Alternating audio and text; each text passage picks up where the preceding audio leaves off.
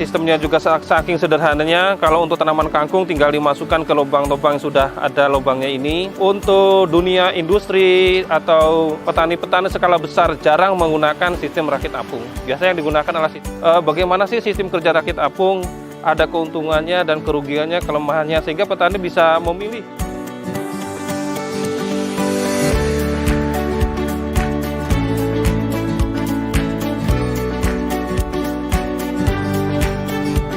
Assalamualaikum warahmatullahi wabarakatuh. Kembali lagi di channel P4S Hikmapam. Kami Bapak Sunandar sebagai Ketua P4S Hikmapam dan juga sebagai sekaligus Asesor Nasional Hidroponik Republik Indonesia.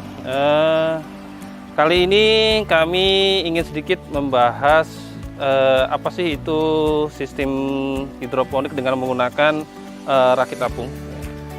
Jadi begini, saudara sobat tani dimanapun Anda berada, untuk rakit apung itu adalah merupakan sebuah teknologi sederhana di mana di rakit apung ini kita buat semacam bak penampung nutrisi di dalam satu tempat wadah yang sama, ya. Satu tempat yang sama. Tidak sama seperti yang ada di NFT dan DFT dengan menggunakan perputaran atau menggunakan pompa atau menggunakan instalasi yang bisa mengalirkan nutrisi. Jadi cukup dalam bak ini, ya, kita melubangkan lubang tanam untuk tempat penyangga tanaman seperti ini. Contoh bayam, ya, seperti ini, ya. Jadi ini bayam dengan menggunakan sistem rakit apung. Teknologi sederhana kita buat, ya. Di dalamnya adalah air dan nutrisi, di mana rakit apung ini juga hampir seluruh tanaman yang intinya sayuran itu bisa dibudidayakan di sini, ya. Bisa dibudidayakan baik bayam, ada pakcoy atau sawi, apapun jenis sayur yang umurnya relatif pendek itu bisa kita budidayakan di sistem rakit apung tersebut. Jadi kita mulai semai, dari semai benih kita tanam di rokul, ya. Ataupun jika kita tanam benih kangkung itu langsung saja kita masukkan ke lubang tanam. Jadi di sini memang ada di kami ada semacam ram, ya, di mana ram ini untuk seperti biji kangkung langsung saja kita tanam di sini tanpa menggunakan media rokul atau tanpa menggunakan net pot. Jadi sederhana, benih langsung kita masukkan ke dalam sistem rakit apung, tunggu sampai dewasa, besar. Nah, situ nanti umur 2 minggu sudah panen untuk kangkung. Nah, untuk bayam, ya, kita menggunakan net pot karena bayam harus ada penyangga akar juga, ya, dengan menggunakan rokul. Itu sistem rakit apung di mana nutrisi dan air dijadikan dalam satu bak, ya, tersebut, dan kita kontrol, kita kendalikan, nutrisinya kita ganti. Untuk rakit apung itu 2 minggu sekali, seperti itu. Jadi untuk rakit apung itu yang bisa kita tanam di rakit apung bisa tanaman kangkung, bayam, pakcoy, ya, atau asam hongking, apa saja bisa. Yang penting umurnya relatif pendek, ya, relatif pendek. Kalau tanaman yang terlalu lama umurnya ini akan kesulitan di dalam perawatan dan pemeliharaan tanaman tersebut. Karena umur tanaman yang panjang itu nanti biaya kita di pemelihara perawatan nutrisi sangat banyak. Kemudian oksigen yang ada di rakit apung itu sangat terbatas, maka perlu dibantu dengan menggunakan aerator ataupun sistem lain yang bisa mensuplai oksigen. Rata-rata di sini adalah sayur-sayuran yang berumur pendek, seperti itu. Ya, untuk keunggulan rakit apung biaya sangat murah, ya, sederhana, tanpa menggunakan listrik, ya, hemat, ya. Kalau yang NFT dan ET pakai listrik, di sini tidak menggunakan listrik, ya. Kemudian sistemnya juga saking sederhananya. Kalau untuk tanaman kangkung tinggal dimasukkan ke lubang-lubang yang sudah ada lubangnya ini, tidak menggunakan net mode dan tidak menggunakan rokul. Itu kemudahan atau sederhananya, kelebihannya ya seperti itu. Jadi kekurangannya ketika dalam bak nutrisi ini tercemari, maka tanaman ini akan teracuni dan mati semua. Dan sehingga resiko kegagalan kita sangat besar itu di rakit apung. Jadi makanya untuk dunia industri atau petani-petani skala besar jarang menggunakan sistem rakit apung. Biasanya yang digunakan adalah sistem DFT. Oke, baiklah, untuk rakit apung sebenarnya banyak teknik-teknik cara pembuatan instalasinya. Sementara ini saya pakai galvalum ya. Yang ada di samping saya, kiri saya ini menggunakan galvalum atau menggunakan papan atau menggunakan terpal ataupun menggunakan apapun. Yang penting pada intinya mampu menampung air dan nutrisi dalam suatu kawasan, satu bak untuk dijadikan budidaya. Kalau di tempat kami di P4SI Ngapam, kami buat sederhana dan sangat kecil karena ingin mengetahui sebagai pusat pelatihan pertanian perdesaan swadaya P4SI Ngapam, bagaimana sih sistem kerja rakit apung, ada keuntungannya dan kerugiannya, kelemahannya, sehingga petani bisa memilih beberapa teknologi yang ada di P4SI Ngapam untuk dijadikan budidaya sistem hidroponik. Sementara ini untuk di kami menggunakan galvalum, kemudian menggunakan styrofoam sebagai media tanam, sebagai tempat bertegaknya tanaman ya. Menggunakan styrofoam. Kemudian styrofoam ini kita lapisi dengan mulsa sehingga tidak mudah rusak. Karena kalau tidak dilapisi mulsa itu akan mudah rusak. Jadi warna hitam ini adalah mulsa.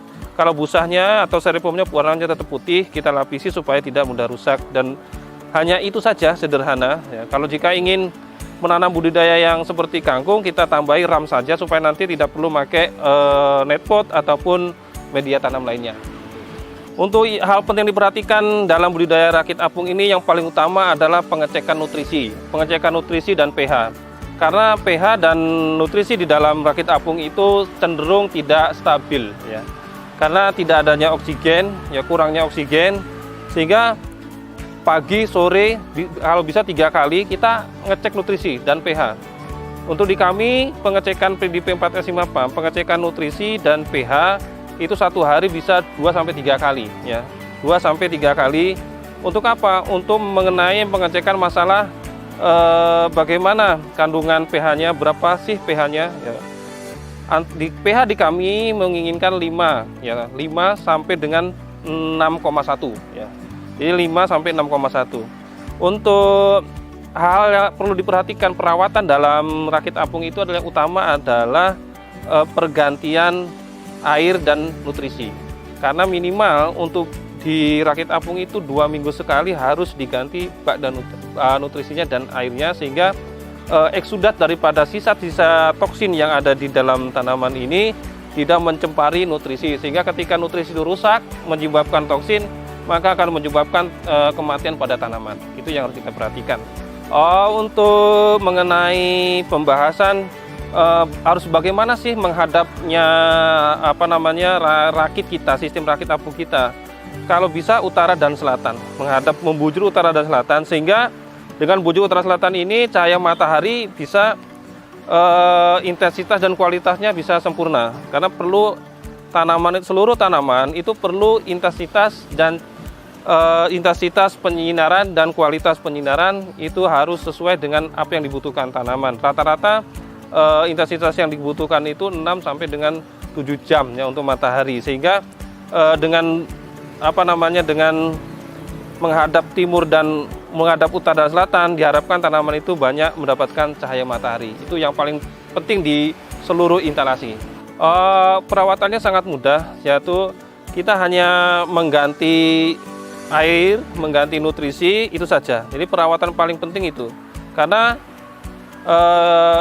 kita di sini di rakit apung ini kondisi oksigen dan kondisi juga penyuplai oksigen ke dalam bak penampung nutrisi itu sangat terbatas, maka perlu kita bantu dengan aerator jika memang diperlukan, karena dengan kapasitas yang luas dan besar berarti banyak air yang harus kita tambahkan, banyak nutrisi yang harus kita gunakan untuk menyiapkan bak nutrisi atau bak rakit apung yang kita siapkan. Maka itu perlu adanya pemeliharaan yang paling utama yang kita perhatikan adalah nutrisi dan airnya, sehingga antara air dan nutrisi itu betul-betul kondisi kondusif dan oksigen yang ada di dalam bak nutrisi betul-betul tersedia dan cukup. Maka yang paling kita sangat perlu diwaspadai dalam rakit apung utamanya adalah sering-sering mengecek pH dan mengecek nutrisi. Itu yang paling utama. Dan setiap nutrisi ataupun pH di setiap suatu sistem itu beda-beda. Maka di kami punya patokan secara khusus untuk nutrisi kami adalah minimal 600 dan maksimal sampai 800. Untuk pH kami minimal adalah 5, maksimal adalah 6,1 seperti itu. Untuk biaya rakit apung sangat murah karena tidak perlu adanya pompa, tidak perlu adanya paralon, tidak perlu adanya instalasi selang nutrisi. Jadi cukup styrofoam dengan luasan tertentu dan kalau menggunakan di sini misalkan papan atau kayu lebih murah lagi seperti itu. Jadi untuk kondisi seperti ini, misalkan kecil seperti ini mungkin hanya cukup biaya 600.000 atau 500.000 sudah bisa membuat instalasi yang kecil ukuran seperti ini. 500.000 ke bawah sudah bisa. Bagi para pemula, untuk membuat sistem rakit apung yang sangat sederhana, tip utamanya adalah pertama harus mengetahui ilmu sistem rakit apung. Harus mengenal bagaimana sistem rakit apung. Jadi rakit apung harus kita ketahui dulu. Seperti apa? Seperti itu. Karena rakit apung itu suatu sistem yang sederhana.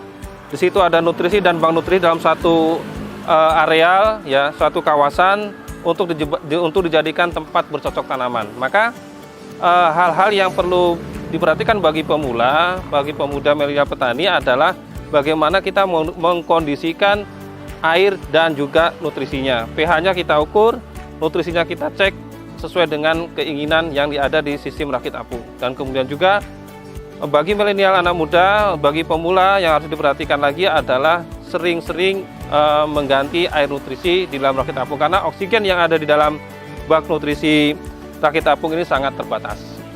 Terima kasih pemirsa Sobat Tani, mudah-mudahan terus semangat ya untuk menciptakan pertanian modern, teknologi modern dengan menggunakan sistem hidroponik baik itu rakit apung, DFT, NFT. Silahkan bagi para pemuda milenial tani, kolonial, para petani, KWT, kelompok wanita tani, para pengusaha dan juga para mahasiswa yang ingin belajar hidroponik di kami dengan mengenal beberapa sistem mulai sistem rakit apung, NFT, DFT.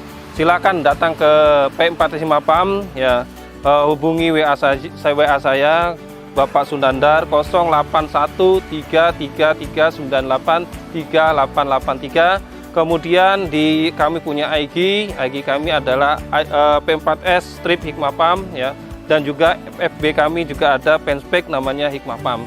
Sekian dari kami, mudah-mudahan apa yang kami sampaikan ini sebagai informasi bermanfaat buat kita semua.